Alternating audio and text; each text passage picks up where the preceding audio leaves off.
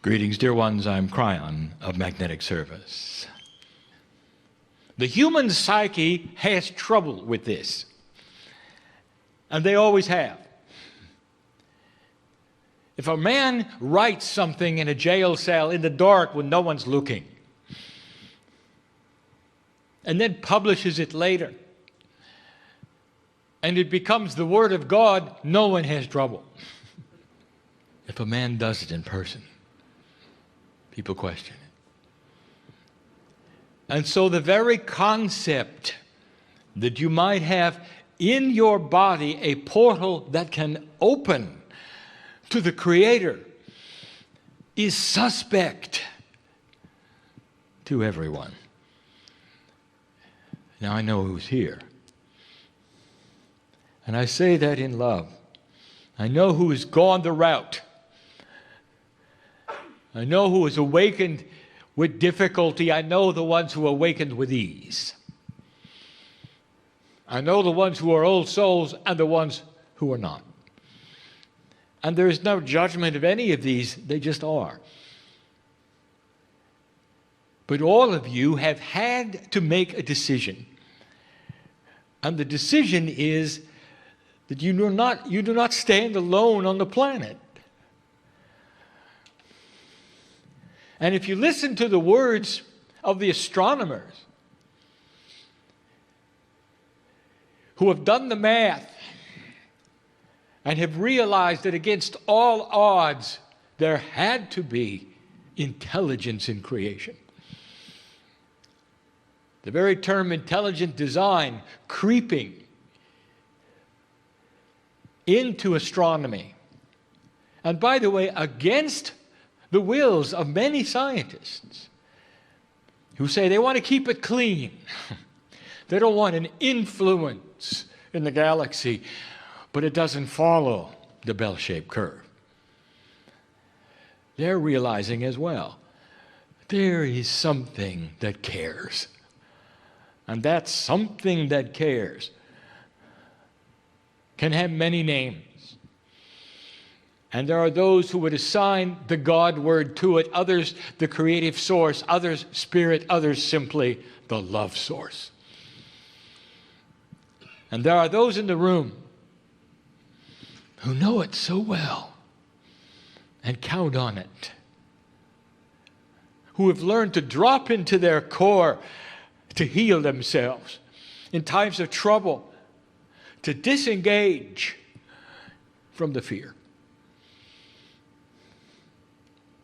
And the others are living their lives through it.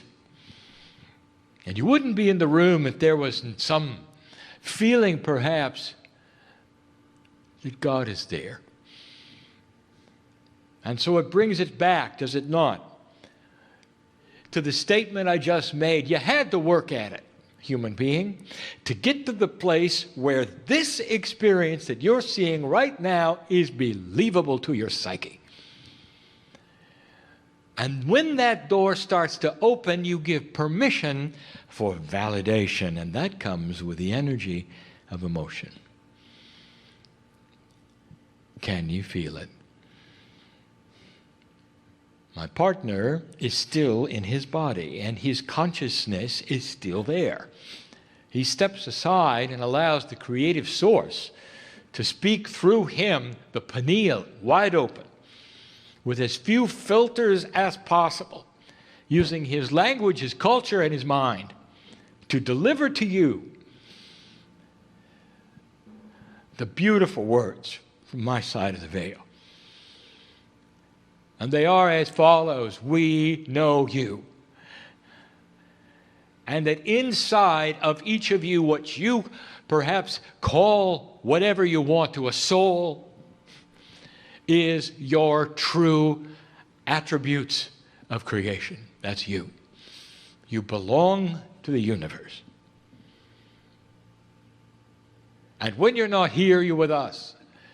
It's not a mystery. Earth is simply a visit. But the test is, can you see that?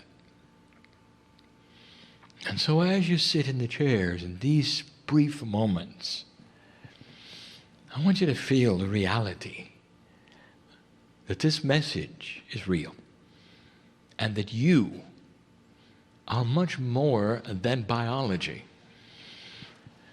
That inside there is a spark. And after you take your last breath, the spark remains. The spark you can never destroy. And it's you. And it doesn't matter what incarnation or form or energy it takes, it's still you.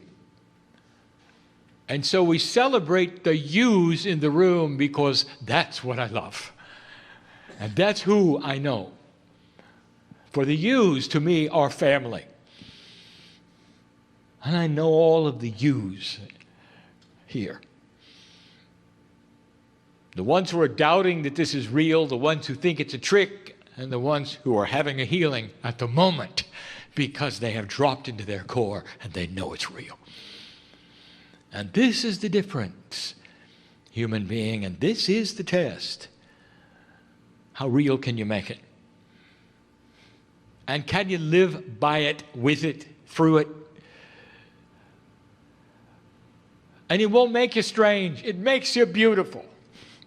You don't walk out of the room babbling in another language and appearing odd to people. You walk out of the room balanced. You walk out of the room in a loving, compassionate way, and you look at humans differently. And they know it.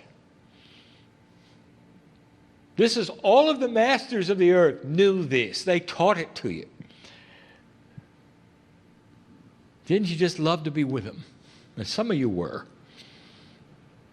A balanced human being is a beautiful blooming flower on this planet of new compassionate love. That's the reality of what's going on. And so regardless of whether you think this is the man in the chair pretending to channel, or whether you feel the concept of the communication we have with you right now, regardless of the two, I will tell you that the reality is it's touching you if you choose to feel it. I am not a voice in the sky. I'm a voice inside you.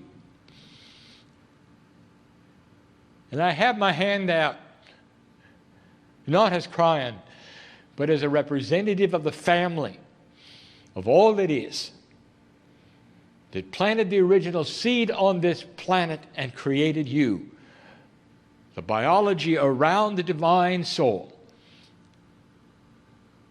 It's time to wake up. The age of your biology is meaningless. What you learn today carries over. It's the first time I can tell you this, that the rules are different for Akashic inheritance. And what you learn today will carry right to the next lifetime, and you will awaken remembering it.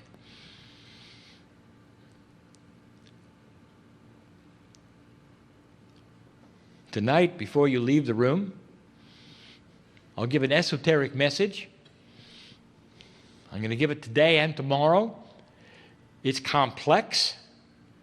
My partner has to get it right. And it's going to be a further explanation of how the Akash in the human being actually works. What it creates. The old attributes, the new attributes, perhaps even what is coming and what has passed. Starting to tie these things together so you'll understand something that is often elusive. We're even going to name the channel the elusive Akash.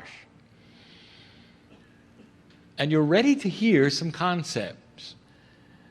Some of you will get and some of you won't. But that is the free choice of the intellect of the human being. Allowance of truth.